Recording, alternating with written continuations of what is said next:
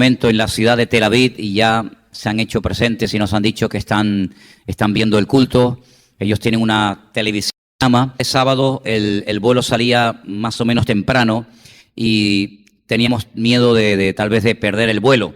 Entonces viajamos el día anterior y nos hospedamos en la casa del pastor Tony Quintero, un hermano que tiene una preciosa iglesia en Madrid y que hace muchos años este hermano, este joven, se convirtió con nosotros cuando pastoreábamos una iglesia aquí en Tenerife y según él, yo no me acordaba, yo también lo bauticé y hoy en día está casado y vive en la ciudad de Madrid y él nos hospedó y estuvimos la noche del viernes con él en su casa y bueno, fue una bendición recordar viejos tiempos y compartir cosas del Señor. Y al día siguiente nos llevó un poquito por los alrededores de donde él vive para enseñarnos un poquito la zona, que por cierto es muy bonita, en la zona norte de Madrid. Y ya el día sábado salimos para Israel. Allí hemos estado toda la semana. Y una vez más nos acompañó un grupo de hermanos que ya habían estado anteriormente, son todos hermanos de distintos países, por ejemplo, hay de Perú, había algún boliviano, había también de Ecuador, una chica que también era brasileña, que también se bautizó. Tuvimos la oportunidad de celebrar un bautismo en el río Jordán el día que subimos a Galilea. Y la otra parte del grupo era la primera vez que iban, así que eran prácticamente todos de la misma iglesia, salvo uno o dos personas, y fue un tiempo muy, muy especial. El calor se hizo notar muchísimo, hacía muchísimo calor, y ya cuando llegaba la hora del mediodía ya estábamos ya, no digo asfixiados, pero ya a la playa. Nunca habíamos llevado en estos 13 años que estamos llevando grupos a Israel, nunca habíamos llevado un grupo a la playa, y lo pasaron de maravilla. Toda la costa de Israel, desde el sur hasta el norte, todos son playas y playas y playas, una detrás de otra. Y ese día fue un día, digamos, de tranquilidad, de relax.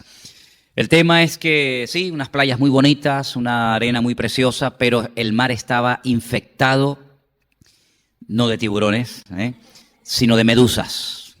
Me dediqué con un palo a sacar docenas y docenas de medusas, algunas eran enormes. En mi vida había visto unas medusas tan enormes, claro, son medusas bendecidas, están en Tierra Santa, son medusas gigantes, ¿no? Y a Miriam le picó una. A Miriam le picó una medusa, lo pasó muy mal porque la picadura, el roce de una medusa es algo muy, muy molesto y pica y es algo muy desagradable. Pero bueno, estuvimos allí ese día y tuvimos la oportunidad de estar también con el hermano Adolfo, que es esta familia que viven en Tel Aviv, donde se están quedando ahora mismo Miriam. Y bueno, visitamos pues muchos lugares. El grupo que había estado en Israel, hay un lugar muy, muy bonito en Israel que no solemos ir, pero en esta ocasión los quise llevar a una montaña que hay una panorámica preciosa, que es donde está enterrado el profeta Samuel. No solamente está enterrado allí el profeta Samuel, sino que allí era el lugar donde Samuel presentaba los sacrificios del pueblo. No había templo, y por lo tanto la gente tenía que subir a lo alto de esa montaña, que hay una panorámica, una visión preciosa de muchos montes y ciudades de Israel. Incluso cuando el día está despejado se puede ver hasta la costa de Tel Aviv, la costa del Mediterráneo. Y allí han hecho un edificio, un monumento enorme. La mitad del edificio es una mezquita musulmana y la otra mitad es una sinagoga. Y allí estuvimos ese día, en ese lugar realmente precioso, y luego subimos al techo del edificio y allí, bueno, empezaron a sacar fotos y aquello era una detrás de otra y fue un tiempo realmente muy hermoso. Siempre solemos tener la última noche una reunión de testimonios y todos, absolutamente todos los que fueron, vinieron muy bendecidos, vinieron muy tocados. Muchos decían que durante años lo que han estado leyendo de la Biblia, luego cuando llegan allí, leyendo o viendo a veces en películas, cuando llegan allí, resulta que es totalmente diferente de como te has imaginado, ¿no? Y una de las cosas que decían es que generalmente en las películas de Hollywood, las películas donde aparece la figura de Jesús, siempre se ve a tres personas allá arriba, en lo alto de una montaña, crucificados, y nada más lejos de la realidad. A las personas no se les crucificaba en lo alto de las montañas, sino en el valle, en el camino, ¿verdad? En el camino por donde transitaba la gente para que aprendieran a no rebelarse contra el Imperio Romano, y así un montón de cosas. Tuvimos la oportunidad de estar en el huerto de Getsemaní, que por cierto estaba vacío. Es que generalmente en el mes de julio y agosto no va nadie más que nosotros los locos. Mes de julio y agosto no va nadie. Yo creo que hasta los camellos pasan calor. Y estábamos solos en el huerto de Getsemaní y tuvimos un tiempo precioso. Luego celebramos la Santa Cena en el Jardín de la Tumba. Es un lugar muy bonito. Y allí con nuestro hermano César, que es un hermano paraguayo que trabaja allí. Allí tuvimos un tiempo muy hermoso. Muchos fueron quebrantados. En fin, tuvo un tiempo de quebrantamiento celebrando la Santa Cena en ese lugar tan importante, ¿no? El sepulcro y al lado el monte de la Calavera.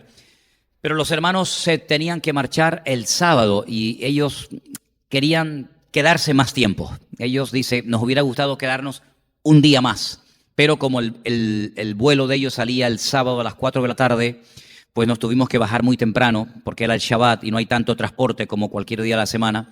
Entonces, cuando llegamos al aeropuerto, pues eran como las 11 de la mañana, porque ya no había más transporte para bajar. Y ellos me decían, qué lástima que nos vamos en este día tan bonito, en este día de Shabbat, en este día en el que las comidas son mucho más abundantes, hay un ambiente muy lindo. Y para la sorpresa de todos, cuando llegamos al aeropuerto, yo llegué primero que ellos, los estaba esperando, fuimos en varias tandas. Resulta que cuando llego al aeropuerto, estoy esperando a los hermanos que vengan de Jerusalén, y en unas pantallas gigantes donde aparecen todos los vuelos, con las puertas, los horarios, etcétera, resulta que veo que el vuelo de ellos, que era un vuelo directo desde Tel Aviv hasta Bruselas, el único vuelo estaba cancelado. Y yo digo, no puede ser, será un fallo de la pantalla, será... Pero cuando llegan los hermanos y nos informamos, efectivamente, el único vuelo, había cientos de vuelos que salían, pero el único, no retrasado, hermanos, cancelado, no va a salir, no van a viajar, era el vuelo de ellos. Y cuando yo les comunico a los hermanos, tengo que comunicarles que no van a volar, que el vuelo está cancelado. ¿Saben lo que hicieron? ¡Aleluya, gloria a Dios! Empezaron a dar un aplauso y yo digo, pero generalmente cuando te comunican que tu vuelo no va a salir, estás hecho polvo. Ellos se llevaron la alegría más grande del mundo. Y yo digo, bueno, menos mal que se lo toman con humor. Resulta de que al grupo lo dividen en tres. Unos tienen que ir parando en Múnich y de Múnich a Bruselas, otros tienen que hacer escala en Roma y de Roma a Bruselas, y otro tiene que hacer escala en Zúrich, en Suiza, y de Zúrich viajar a Bruselas. Salvo una hermana con su hijo que salió esa misma tarde, los otros dos grupos, el grupo dividido en dos, los llevaron a un hotel. Pero cuando nosotros estamos en la casa del hermano Adolfo, y comienzan a mandarnos fotografías del hotel al que los mandaron, ya me hubiera gustado a mí que cancelaran también mi vuelo, porque los mandaron a uno de los mejores hoteles de Tel Aviv, un hotel de lujo, espectacular, y empezaron a sacarse fotografías de los jacuzzi, de las piscinas, de los almuerzos, de los buffets, y dijeron, mira, no solamente pudimos estar un día más completo en Israel, sino con todos los gastos pagados en hotel de 5 estrellas, en plena primera línea de playa, y bueno, yo me alegro mucho por ellos porque se cumplió su deseo de quedarse una noche más en Israel y además en unas condiciones que nosotros no le íbamos a poder proporcionar. Así que me alegro mucho por ellos y las fotografías que me mandó Elena, que ellos mandaban, bueno, estaban como niños con zapatos nuevos. Era para ellos, imagínate tú, ¿no? Quedarte en ese nivel. Así que eso fue algo nuevo que pasó en este viaje. Yo los dejé, ellos se fueron a su hotel y luego yo salí por la noche. Salimos, ayer, hoy es domingo, ¿no? Salí el sábado por la noche y tuve que hacer escala en Estambul y de ahí pasé prácticamente toda la noche hasta las 7 de la mañana que cogí el vuelo que me llevó a Madrid y luego llegué a Madrid como a las 10:30 de la mañana y a las 2:30 de la tarde cogí el vuelo que me trajo aquí a Tenerife. Así es que todavía no sé si estoy en Estambul, si estoy en Garcilaso de la Vega, tengo todavía una morcilla, he cambiado 3 veces de horario, he cambiado de varios continentes, pero lo que sí me quedo sorprendido es ver cómo Dios ha puesto en nuestro alcance medios para poder moverte de un lugar a otro así en cuestión de horas. Y hermano, en aquellos tiempos, cuando no existían todos estos adelantos, aquellos grandes hombres de Dios, como por ejemplo uno de ellos, el apóstol Pedro y otros, cómo recorrían con un sacrificio y con un esfuerzo tremendo, países, continentes enteros siendo perseguidos, siendo torturados, pero con esa pasión, ¿no? Con esa pasión por ganar almas para Cristo. Así que aprovechemos, hermanos, aprovechemos todos los medios que el Señor pone a nuestro alcance, no solamente el transporte, las redes sociales, etcétera, para predicar el Evangelio, porque los tiempos se acortan. Los tiempos se acortan y yo quisiera en esta tarde, antes del mensaje, quisiéramos una oración, porque vengo con una carga en mi corazón que quisiera compartir con ustedes, pero no para cargarlos, no para que se vayan, digamos, mal, sino para que reflexionemos acerca del tiempo, de los tiempos en los cuales estamos viviendo. Que no nos enredemos con las cosas de este mundo, porque la palabra de Dios nos enseña que en los últimos tiempos, si algo tienen que hacer los creyentes, es estar velando, atentos en guardia, sin bajar la guardia ni 5 minutos, porque dice la Biblia que los tiempos finales van a ser tiempos difíciles, tiempos peligrosos. Y ya estamos viviendo en esos tiempos. Y yo que acabo de llegar de Israel, un país que está tan entroncado con las cosas de la Biblia, me gustaría compartir con vosotros algunas cosas en esta tarde. Así que vamos a orar. Ahí donde estás, cierra tus ojos y pídele al Señor que en esta tarde Él hable a tu corazón, Él hable a tu vida, y podamos salir de aquí con las ideas claras, con esa firme determinación de obedecer, de servir, de honrar cada día mejor al Maestro, al Señor. Y que nada ni nadie nos distraiga, que nuestros ojos, nuestra confianza esté siempre puesta única y exclusivamente en Él, porque Él no nos va a abandonar nunca en ninguna situación de la vida. Y Señor, te damos gracias una vez más porque nos permites abrir tu palabra y leerla, y estudiarla, escudriñarla, sabiendo que tu palabra nunca volverá a ti vacía, sino que la palabra de Dios es viva, es eficaz, corta, penetra, profundiza hasta lo más profundo de nuestras entrañas. Y queremos en esta tarde que tú ministres a nuestro espíritu, a nuestro ser interior, para que podamos salir de aquí con la firme determinación de servirte, de esforzarnos por tu reino, y de predicar tu palabra a tiempo y fuera de tiempo, donde quiera que nos encontremos, utilizando las armas y los medios que tú has puesto en nuestro poder para que el reino de Dios se extienda y las almas conozcan la verdad de Cristo a través de tu palabra. Gracias por esta oportunidad una vez más de poder estar aquí reunidos, Señor, en tu presencia. Dejamos todo en tus manos en el nombre bendito de tu Hijo amado Jesús. Amén y amén. Quiero llevarles a un proverbio. Después volveremos a la lectura que se leía esta tarde de Filipenses, pero quiero llevarles al Proverbio 16, capítulo 16 de Proverbios, los versículos 18 y 19, por favor. Capítulo 16 de Proverbios, versículo 18, dice que antes del quebrantamiento, ¿qué viene? La soberbia. Y antes de la caída, la altivez de espíritu. Es impresionante lo que aquí nos está diciendo el Señor. Cuidado, porque antes de ser quebrantados, antes de tropezar y caer, viene la soberbia y la altivez de espíritu. Por eso dice el versículo 19 que es mejor humillar el espíritu con los humildes que repartir despojos con los soberbios. Miren, hermanos, en la Biblia hay muchos pecados, hay listas enteras de pecados. Por ejemplo, pueden ir al libro de Romanos, la carta de Pablo a los Gálatas, y van a encontrar que él menciona un montón de pecados. En una de las listas, si no recuerdo mal, se mencionan a más de 19 pecados diferentes. Porque el pecado tiene muchas ramificaciones. Y uno puede pecar de una manera y otro puede pecar de otra manera. Y aunque la paga del pecado es la muerte, no todo el mundo elige el mismo pecado. Hay personas que son expertos en un tipo de pecado. Hay pecados que son tal vez más manifiestos, otros son más ocultos, otros son tal vez más vergonzosos. Pero al fin y al cabo todos son pecados. Y la paga del pecado, repito, es la muerte. Mas la dádiva de Dios en Cristo Jesús, Señor nuestro, es perdón, misericordia y vida en abundancia. Amén, hermanos. Pero hay dos pecados en la Biblia que el Señor nos advierte que si los cometemos, podemos ser fulminados, podemos ser quebrantados de una forma brutal, podemos caer y puede ser que si no hay un genuino arrepentimiento quedemos postrados el resto de nuestras vidas. Y es el pecado de soberbia y el pecado del orgullo, la altivez de espíritu, ¿no?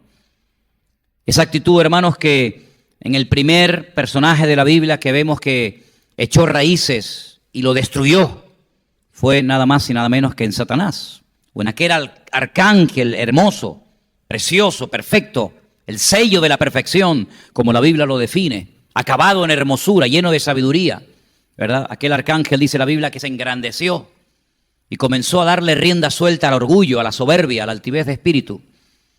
Y el Señor Jesucristo dijo que cuando una persona se quiere exaltar, cuando una persona se quiere poner por encima de los demás, tarde o temprano le vendrá el quebrantamiento. Pero también dijo el Señor en esas palabras que toda persona que adopta una actitud humilde, pues será exaltado en su momento si el Señor lo considera oportuno, ¿verdad? Y vemos que tanto en la figura del Señor Jesucristo como en la figura de Satanás o Luzbel, como se llamaba en un principio, vemos estas cosas que estoy comentando. La humildad que llevó al Señor Jesucristo a hacerse hombre, obediente hasta la muerte y muerte de cruz, y por lo tanto Dios lo exaltó hasta lo sumo y le dio un nombre que es sobre todo nombre, para que en ese nombre se doble toda rodilla y toda lengua confiese que Él es el Señor, para gloria de Dios Padre. Y vemos también en Satanás que tenía en su corazón el deseo de subiré, seré, me sentaré, porque no estaba contento con la posición que Dios le había dado, que era inmensa, era muy importante, muy hermosa, pero él quería más, él quería mucho más, él quería destronar al mismísimo Dios. Y por cuanto se exaltó, la Biblia dice que Dios lo humilló y nunca más volverá a ocupar ese lugar de privilegio que tenía en un principio. Estos dos pecados pueden brotar en cualquier momento de nuestra vida. Podemos creernos superiores, podemos creernos mejores que los demás. Y esto a veces lo podemos ver en los niños, o en los jóvenes, o en los adolescentes. Pero que nunca, jamás en nuestra vida, esa actitud de soberbia, esa actitud de creernos mejores o superiores a los demás, encuentre cabida, porque estaríamos cavando nuestra propia tumba. Es una lástima que personas, en vez de mantener la humildad, en vez de mantenerse cerca del corazón del Señor, y en vez de decir todo lo que tengo, todo lo que he podido llegar a ser, no lo he hecho por mis propios méritos, sino por la gracia, por la misericordia y por el favor de Dios, en vez de tener esa actitud y cultivarla y compartirla, lo que hacen es que se ensanchan y como el pavo real abren las plumas y comienzan a presumir de todo lo que han hecho, de todo lo que son, de sus logros, de sus metas, de sus victorias. Y eso tarde o temprano pasa factura. Amén, hermanos. Eso tarde o temprano pasa factura. Y hay un refrán español que dice, dime de qué presumes y te diré de qué careces. Y uno puede ver personajes que tuvieron el privilegio de ser nada más y nada menos que hijos del mejor rey de Israel, como fue el rey David. De ser el príncipe, uno de los príncipes de Israel, de tener una vida cómoda, una vida sin problemas de ninguna índole, pero querer ir más allá, ¿verdad? No conformarse con ser hijos del rey David, no conformarse con vivir en un palacio, con comer bien, vestir bien, ser todo un príncipe, tener todos los caprichos habidos y por haber. Además, la naturaleza, dice la Biblia, que dotó a este joven del cual estoy hablando, Absalón, de una belleza descomunal. Dice la Biblia que era una persona que era perfecto físicamente hablando, espiritualmente lamentablemente no, pero dice que físicamente era una persona tremendamente atractiva, desde la coronilla hasta la planta de los pies, dice que no había en él ningún defecto. Sí, este era un hombre realmente tremendamente atractivo, realmente espectacular. Y dice que tenía una cabellera que parecía la melena de un león. Y dice que una vez al año, algunos dirían, ¿cómo me gustaría a mí por lo menos tener la 10ª parte de la cabellera de Absalón, ¿no? Bueno, este dice que le pesaba tanto, llegaba un momento que tenía tanto pelo, que una vez al año se lo cortaba y estaba tan orgulloso y tan contento de su melena, ¿verdad? Yo creo que lo hubieran cogido para cualquier anuncio de champú hoy en día en televisión, es decir, que salga ¿no? Porque tenía una melena que era auténticamente la de un león. Bueno, pues él presumía de esa melena, él presumía de esa cabellera, y miren ustedes por dónde, que fue la ruina de su vida. Porque dice la Biblia que un día mientras huía montado en lo alto de una mula, dice que quedó enganchado del pelo en las ramas de un árbol, y allí dice la Biblia que colgado le lanzaron flechas y atravesaron su corazón, y allí murió Absalón. Y hace unos días estábamos justamente en la misma puerta de la tumba de Absalón. Y les dije a los hermanos, digo, miren, aquí en esta tumba, en este monumento que es tan diferente a todo lo que se ve alrededor, en pleno valle de los huesos secos, pues aquí está enterrado Absalón, el que quería ser rey, el que no se conformaba con ser príncipe de Israel. Y nadie va a visitar su tumba, nadie hace cola para ir a visitar la tumba. De vez en cuando va por allí algún despistado a sacarse alguna foto, pero sin embargo en la tumba de su padre, en el monte de Sión, del rey David, allá hay siempre 24 horas al día, 365 días al año, siempre hay gente allí visitando, honrando, pues reconociendo la grandeza del famoso rey David, ¿se dan cuenta? Es una lástima ver que gente que tiene un potencial tremendo, gente que podía haber llegado a hacer grandes cosas para el Señor por la gracia de Dios, creyendo que los dones, creyendo que las habilidades, creyendo que lo que saben o pueden hacer les levanta a ellos, en vez de poner eso a los pies del Señor, lo utilizan para beneficiarse, lo utilizan para presumir, lo utilizan para tener orgullo por encima de los demás, cuando es más bien todo lo contrario. Miren, el mismísimo Señor Jesucristo, que tenía todo, absolutamente todo. La Biblia nos enseña que adoptó la actitud más humilde que se podía adoptar en aquellos tiempos. ¿Cuál era? La de agacharse, la de inclinarse y terminar limpiándole los pies a sus discípulos.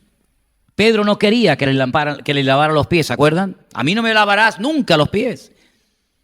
Pero cuando el Señor Jesucristo le dijo, si tú no dejas que yo te lave los pies, tú no tendrás parte conmigo, Pedro. Entonces él dice, no, lávame todo, de arriba abajo, todo lo que quieras. Y el Señor le dijo algo muy, muy interesante, que a veces lo decimos, a veces lo hemos leído, pero no somos conscientes de la profundidad de las palabras del Señor. Le dijo, ya ustedes están limpios, Pedro. Yo no tengo que lavarte otra vez de arriba abajo. Ya ustedes están limpios por la palabra. Pero lo que se ensucia todos los días son los pies, porque los caminos son polvorientos. Los caminos no son de cemento, no son bonitos, sino que se pega el polvo del camino a nuestros pies. Y así es nuestra relación con el Señor. Ya nosotros hemos sido limpiados por la sangre preciosa de Jesucristo, hermanos. Amén.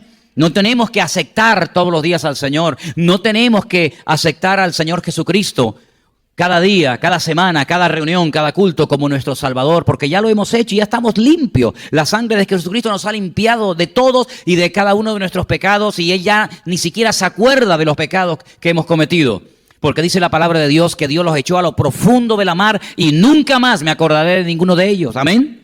Pero cada día nos manchamos. Cada día cuando caminamos, cuando hablamos, cuando miramos, cuando tocamos, cuando deseamos, nos podemos manchar, y es ahí en la que tenemos que depender cada día de esa limpieza de nuestros pies espiritualmente hablando, para que nuestros ojos, nuestros oídos, nuestro corazón, nuestra boca, nuestras manos no se manchen con las cosas de este mundo, y sobre todo con ese espíritu de soberbia y de arrogancia, ¿verdad? De creernos superiores, de creernos por encima de los demás. Sino que, como hemos leído esta tarde, esta porción preciosa, haya pues en vosotros este sentir que hubo también en Cristo Jesús. Vamos a leerlo.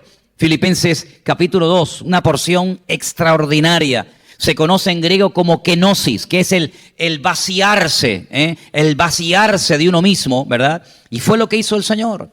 Dejó toda la gloria, dejó su majestad, dejó el trono, dejó todo lo que podía impactar al mundo si hubiera venido con toda esa gloria, y dice que Él lo que hizo, que se hizo hombre, tomó forma de hombre, se humanó, se vistió de hombre, se encarnó en la forma de hombre, despojándose, versículo 7, de todo aquello que pudiera causarle algún beneficio, que pudiera impactar con su gloria a cualquier persona. Tomó forma de siervo, Él decidió venir como siervo, se hizo semejante a los hombres, ¿verdad? Dios nos creó a su imagen y semejanza, pero Él, que no fue un ser creado, sino es un ser eterno, porque es el verbo, el principio era el verbo y el verbo era con Dios y el verbo era Dios. Él se hizo semejante a los hombres. Nosotros hemos sido creados semejantes a Dios, pero Él, cuando se humanó, se hizo semejante a los hombres, y estando en la condición de hombre, ya con esa condición de hombre ya creo que está bien. No, siguió se humilló a sí mismo, haciéndose obediente hasta la muerte de cruz. Fíjense cómo asocia el apóstol Pablo la humillación o la humildad con la obediencia, ¿verdad?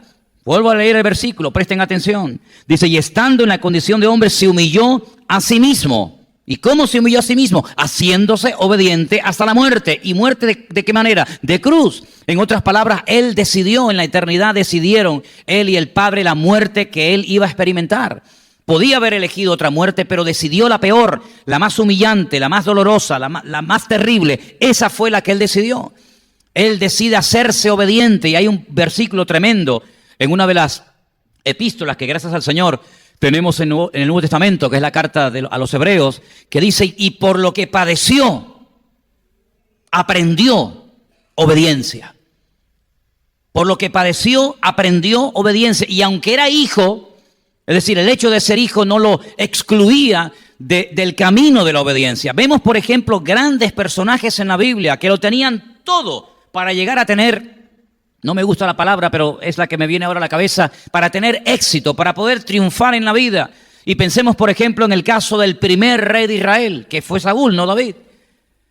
Tenía un hombre a su lado, un gran hombre de Dios que le daba buenos consejos, buenas palabras, en todo momento lo dirigió, en todo momento lo apoyó, en todo momento nunca se sintió solo. Saúl era nada más y nada menos que el profeta Samuel, un hombre que en sí mismo era un milagro. Su madre era estéril, Dios la sanó después de una oración en la que ella derramó su corazón, su alma delante del Señor. La tomaron por ebria, da igual, ella dice, yo no soy ebria, sino que yo estoy atormentada en mi espíritu, yo estoy quebrantándome delante del Señor y Dios le da un hijo y abre su matriz. Este hombre es un milagro viviente. Viendo a Samuel podemos ver una manifestación física y visible del poder de Dios, de los milagros del Señor. Pues este hombre estaba 24 horas al día pegado a Saúl. Sí, Saúl en todo momento podía pedirle consejo, en la multitud de los consejos, ¿no dice la Biblia? Está la sabiduría. Cualquier cosa que no sepas hacer, cualquier cosa que suba a tu corazón y quieras hacer, antes de hacerlo, consulta, pregunta. Ahí lo tienes a Samuel, el gran varón de Dios. Ahí estaba. Le prestaba más atención Samuel a Saúl que a sus propios hijos, porque así nos enseña la Biblia, ¿verdad? Saúl tenía la unción del Señor. Recibió ese aceite que se derramaba, ¿verdad? Como señal de la unción del Señor. Él era el Mashiach, él era el ungido del Señor en aquel momento. En un principio parece que todo iba bien, un hombre hasta que también la Biblia habla muy bien de su aspecto físico. Era un hombre alto, un hombre carismático, etcétera. Pero sin embargo, él destrozó poco a poco su vida. No fue que hoy estaba bien y mañana cayó y destruyó su vida, sino que hubo en él un proceso. Y lo que lo fue deteriorando, lo que le fue echando a perder, hasta que al final decide quitarse la vida porque ya no aguanta más, pues que fue un proceso permanente y continuo de una desobediencia a otra y una desobediencia a otra. Porque cuando se abre una puerta al pecado, ese pecado te lleva a otro y te lleva a otro y finalmente el último eslabón es la muerte. Pero si tú te acostumbras a obedecer, si tú te acostumbras a vivir en santidad, si tú te acostumbras a vivir en orden delante de la presencia del Señor, cada vez te va a costar menos obedecerle, cada vez te va a costar menos esforzarte, sacrificarte por su reino y por Él. Cada vez vas a ser más generoso, cada vez vas a ser más maduro, cada vez vas a ser más espiritual, pero es un proceso, no es tocar un botón y ya está, sino es un día a día. Cada día muero, cada día aprendo algo nuevo y voy cultivando y voy despertando en mi vida esos deseos, y entonces va a llegar un momento en el que, como el rey David, bueno, pues es un hombre que toda su vida giraba en torno al Señor. Sin embargo, en Saúl fue todo lo contrario. La desobediencia era la tónica, era la característica principal de su personalidad. Desobediente por antonomasia. No hubo otra persona más desobediente que él. Algunos dirán, Jonás también no fue. Sí, pero cuidado, recapacitó. Se pidió perdón, volvió al lugar, empezó de cero. Es mejor empezar de cero que no terminar. Sin embargo, Saúl aparentemente se arrepentía, aparentemente se humillaba, pero al día siguiente o al rato volvía otra vez igual o peor. Y al final Saúl terminó echando su vida por la borda. ¿Te das cuenta? No se humilló nunca, jamás se humilló, jamás. Al contrario, todo lo contrario. Y ese orgullo, esa soberbia, ese creerse superior a los demás, ese creer que puedo hacer lo que me da la gana, como soy el ungido, como soy el rey, puedo hacer lo que quiera, pues lo llevó a la ruina. Y tenemos muchos ejemplos en la Biblia de hombres que lo tenían todo. Miren, por ejemplo, Uzías. No sé si lo conoce mucho, pero Uzías fue un gran hombre de Dios, un hombre muy bendecido, un hombre muy usado durante muchos años de su vida, un hombre que tuvo un largo reinado Y la Biblia nos enseña que cuando mejor estaba, no se le ocurre otra cosa que entrar en la casa de Dios, en el templo del Señor, en aquel momento. Y dice la palabra del Señor que Él quiso presentar el incienso, Él quiso, en otras palabras, hacer cosas que le correspondía única y exclusivamente hacer a los sacerdotes. Le advirtieron, le dijeron: Rey, el Señor te ha ungido, tú eres el escogido del Señor, pero no para funciones de tipo sacerdotal, sino para el reinado. Él no hizo caso, Él no se humilló, Él se enalteció. ¿Y qué hemos leído en Proverbios? Antes de la caída, ¿qué es? La altivez de espíritu, el orgullo, la soberbia. Dice: no, yo soy el rey, yo puedo hacer aquí lo que quiera. Cuando intentó hacer lo que no le permitía el Señor hacer, a pesar de que se lo advirtieron, dice que brotó la lepra, sí.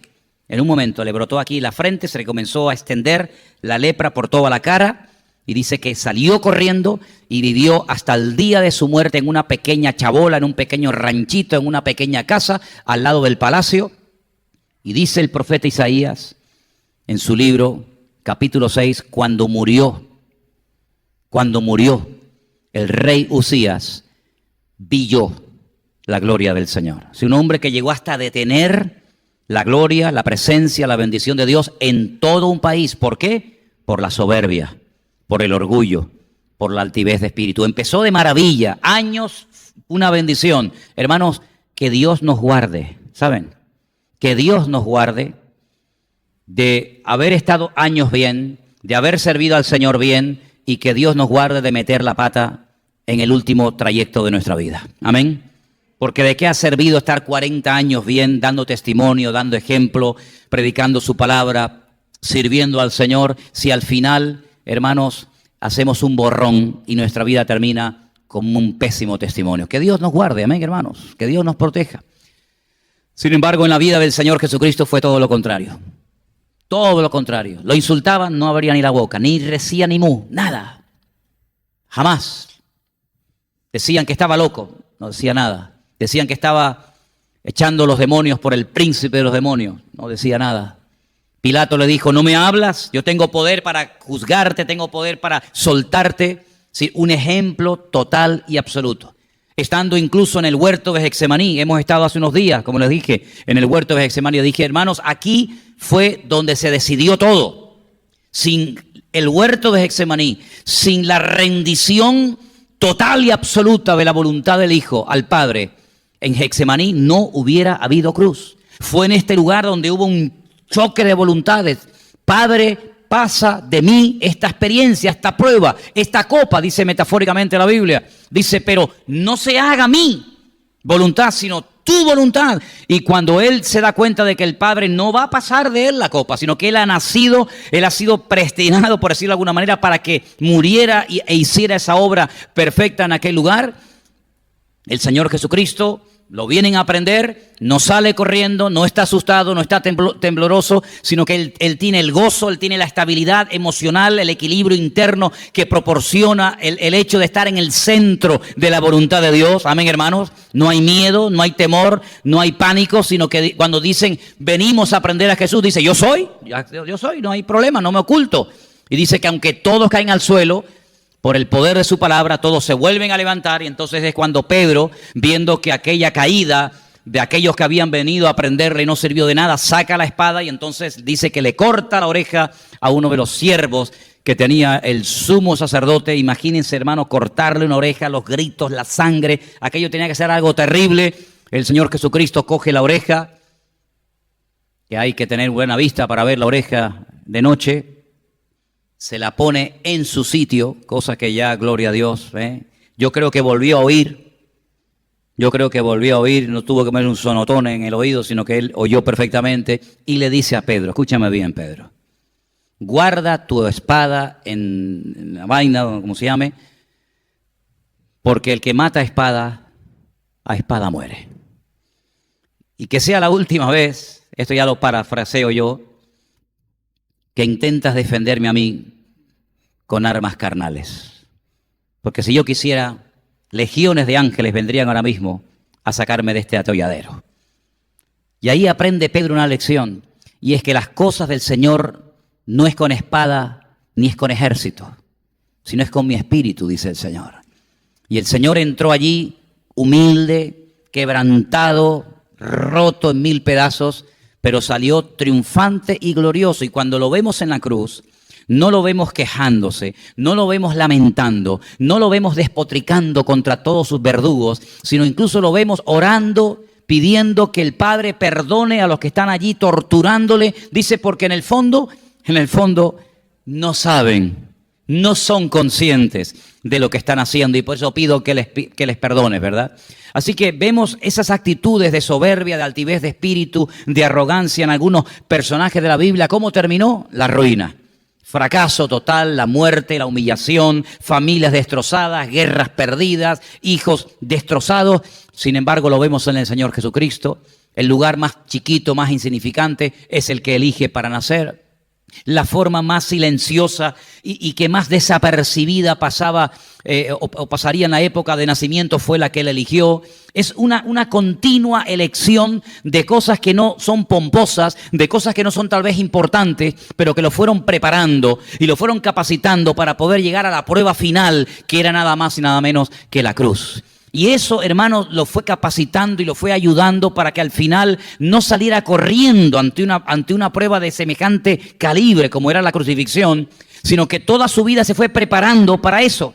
Y yo creo que estos últimos años, o a lo largo de nuestra vida, el Señor nos ha ido preparando, pero cada día tenemos que tomar la decisión, o el camino fácil o tal vez el camino difícil.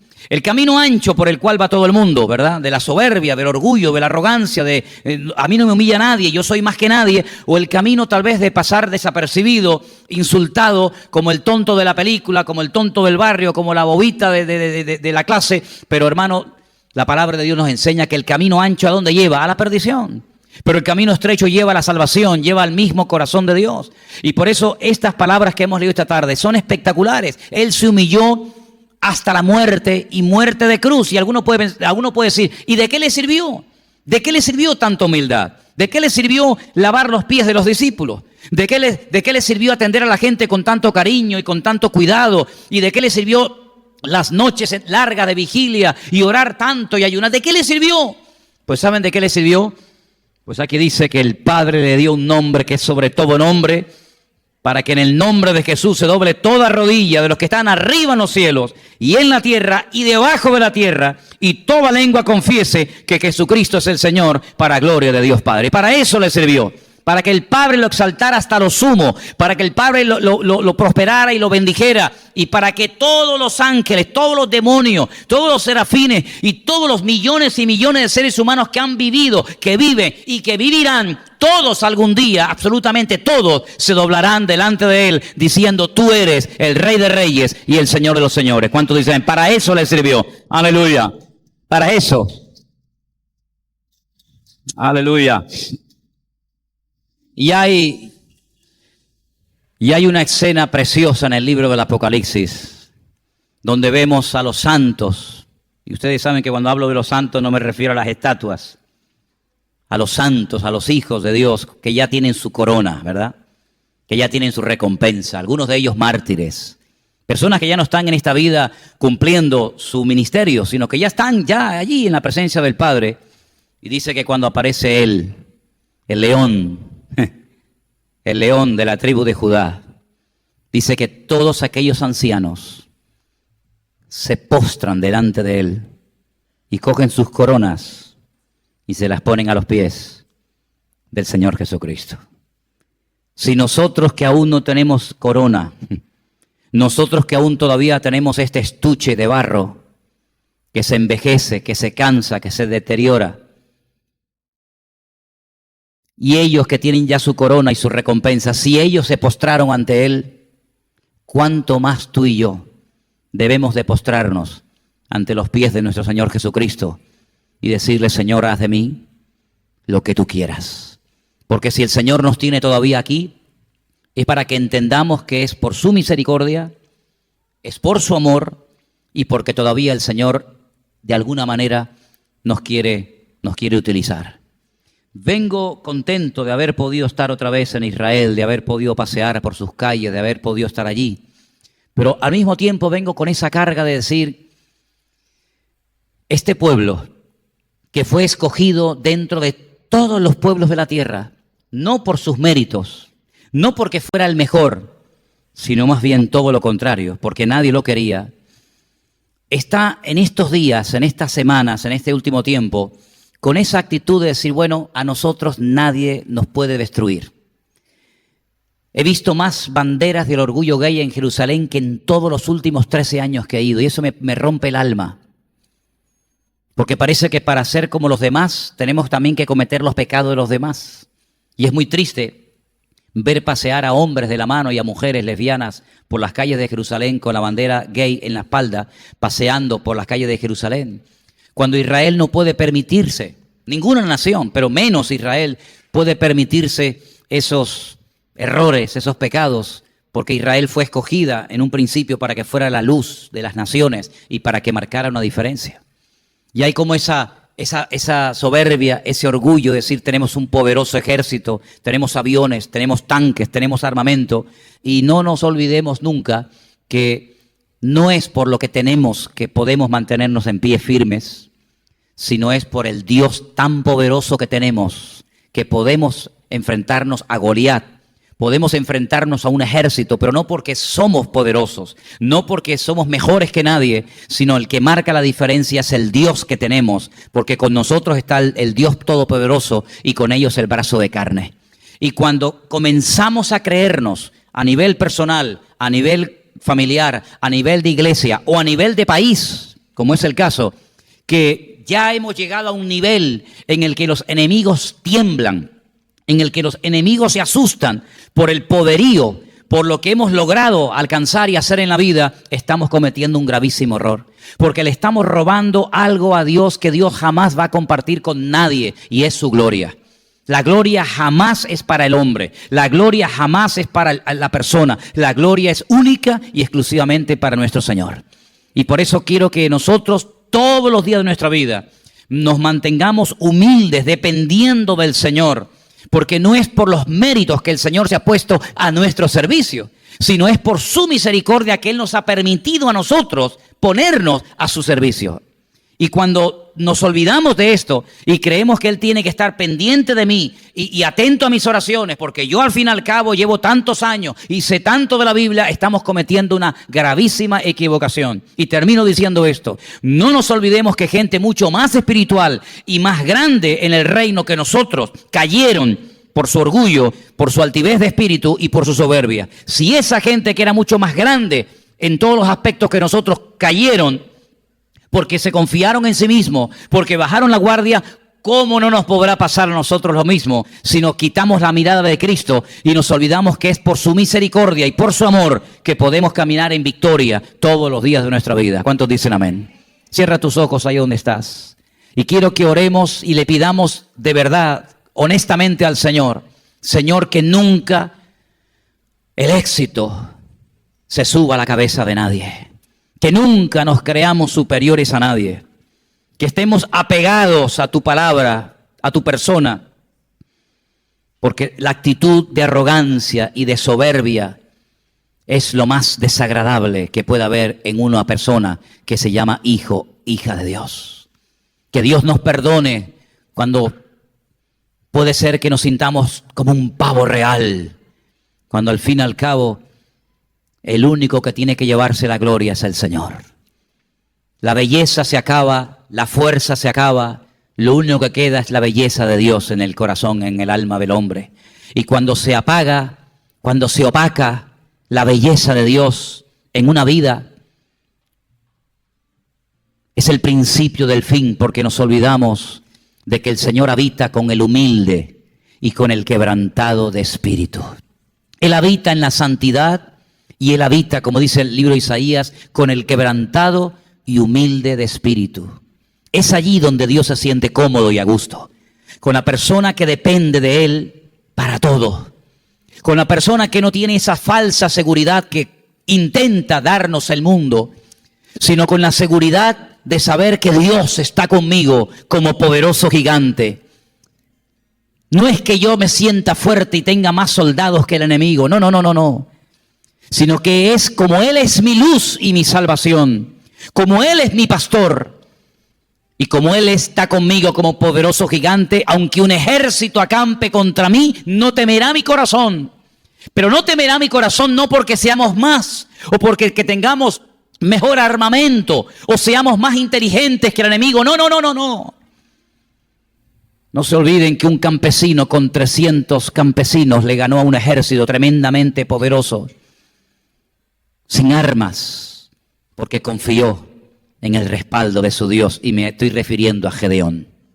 No se olviden ustedes que Israel, la primera y tremenda victoria que obtuvo cuando cruza el Jordán y entra a la tierra prometida, fue sin espada, sin armamento, simplemente por la obediencia, por el sometimiento a la voz de Dios, a dar vueltas y más vueltas y otra vuelta y otra más y otra más y otra más, y ahora en vez de una, 7. Y cayeron las murallas inmensas de Jericó, no por la estrategia humana, no por la fuerza de la carne o de las espadas o de las catapultas, sino por la obediencia a la palabra de Dios. Y en el momento en el que perdamos esa obediencia, ese sometimiento, esa humildad a Dios, somos tremendamente vulnerables. Señor, ayúdanos a mirarte siempre a ti cada día. Para la comida, para el vestido. Dependemos de ti cada día y no nos da vergüenza admitirlo. Porque nuestra fuerza no está en nosotros mismos, sino nuestra fuerza eres tú, Señor, Rey del universo. Bendito sea tu nombre. Y a ti te daremos la gloria y la honra y nos humillaremos cada día y lava cada día nuestros pies de este transitar por el mundo. Que no se nos peguen a las sandalias, que no se nos peguen al alma actitudes de este mundo, que lo único que quieren hacer es levantar y inflar el ego, pero lo que queremos hacer es menguar yo para que crezcas tú.